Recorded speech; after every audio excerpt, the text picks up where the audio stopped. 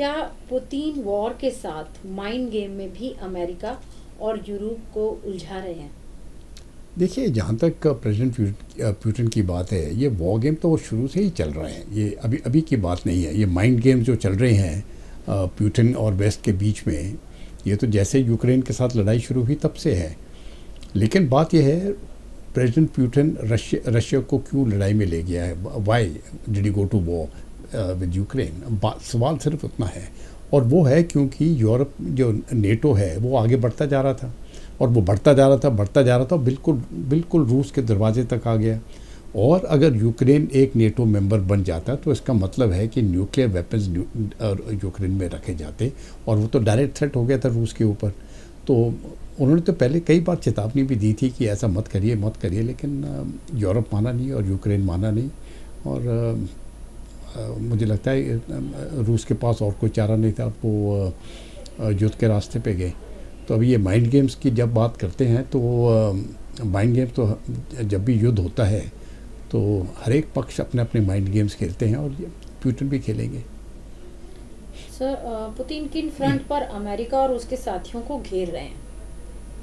नहीं, मैं नहीं समझता कि पुतिन अमेरिका को और नेटो को घेर रहे हैं। मुझे लगता है अमेरिका और नेटो पुतिन को घेरने की कोशिश कर रहे हैं। ये उल्टा हो रहा है। और शुरू से ही ये अमेरिका की कोशिश थी कि जहाँ तक रूस की बात है, इसको पूरी तरह से एक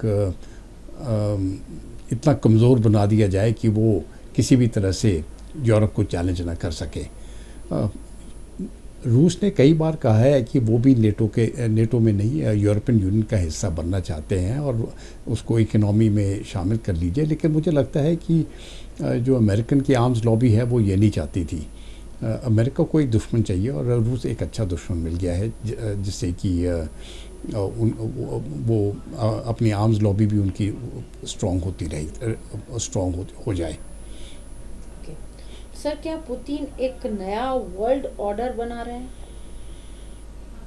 नहीं, मुझे नहीं लगता है कि पुतिन कोई नया वर्ल्ड ऑर्डर बना रहे हैं, लेकिन मुझे लगता है कि वो भी अपनी जगह चाहते हैं। एक जो जिस प्रकार से इस समय पर यूनिपोलर वर्ल्ड चल रहा है, मुझे नहीं लगता है कि पुतिन चाहते हैं कि वो यूनिपोलर वर्ल्ड हो। वो मल्टीपोलर वर्ल्ड चाहते हैं। भारत भी मल्टीपोलर वर्ल्ड चाहता है।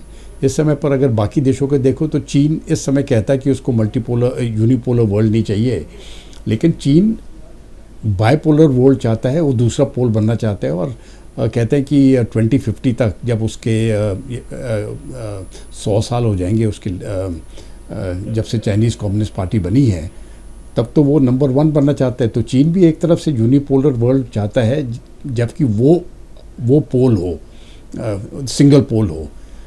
लेकिन मुझे रूस की ये चाहत नहीं है। रूस, मुझे लगता है वो मल्टीपोलर वर्ल्ड चाहता है, और वो भी अपनी जिस प्रकार से वो अपनी इज़्ज़त, एक पावरफुल कंट्री है, वो अपनी इज़्ज़त रखना चाहता है। सर, क्या पुतिन दुनिया के सबसे ताकतवर और असरदार लीडर बनते जा रहे हैं? नहीं, मैं ये नहीं कह सकता कि पुतिन सबसे ताकतवर और असरदार लीडर हैं। लेकिन ये बात ज़रूरी है कि रूस में वो सब नंबर 1 लीडर है, और उसके मुकाबले में रूस में कोई और लीडर नहीं है।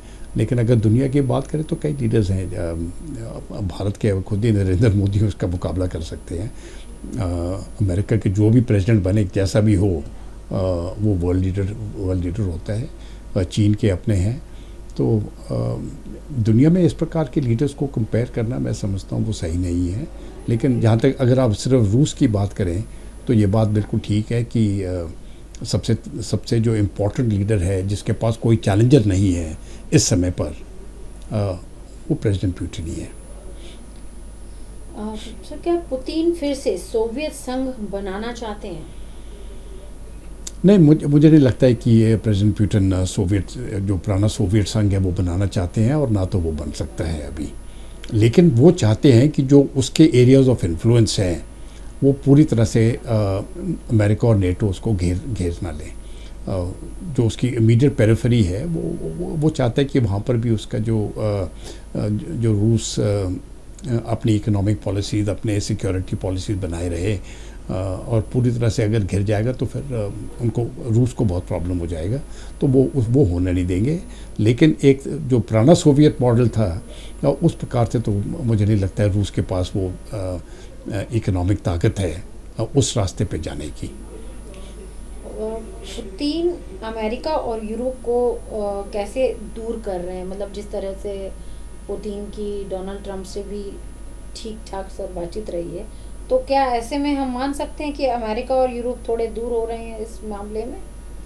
नहीं, देखिए, जहाँ तक अमेरिका की पॉलिसी है, अमेरिका की पॉलिसी ये रही थी कि जो डिफेंस बजट्स हैं यूरोप नेटो के, खास करके नेटो के और वेस्टर्न यूरोप के, वो भी थोड़ा उसमें जाके हिस्सा दें।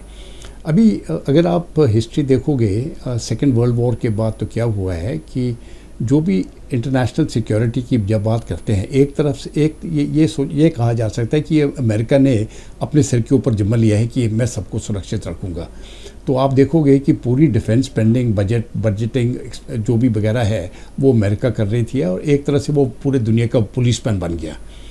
अभी ये देखिए यूरोप ने कितना एक्सपेंडिचर किया, जर्मनी ने कितने किया। जर्मनी के पास तो कोई डिफेंस फोर्सेस है ही नहीं।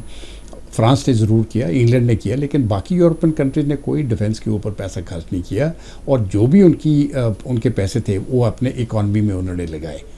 तो लेकिन अमेरिका का पैसा अपने डिफेंस में गया है और उनके डिफेंस में भी गया है। तो जहाँ तक ये प्रेसिडेंट डोनाल्ड ट्रंप की बात हो रही है, वो चाहते थे कि वो भी अपना हिस्सा भी पूरा करें। जैसे कि जापान की अगर आप बात करें, वो कहते हैं कि जापान भी अपना हिस्सा अपने जो डिफेंस के ऊपर अपना बजट बढ़ाए और यूरोप भी बढ़ाए।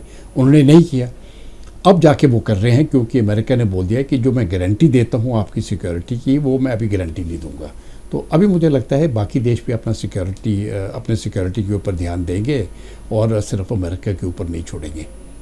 सर, एक आखिरी सवाल है इस पर कि क्या सर ऐसा लगता है कि जिस तरह से भी हालात बन रहे हैं, नेटो का जो को बेअसर हो सकता है, मतलब नेटो की जो चीज़ें हैं, अभी तक सबसे पावरफुल एक वेंचर माना जाता था, अब लगता है कि नेटो कमज़ोर हो रहा है?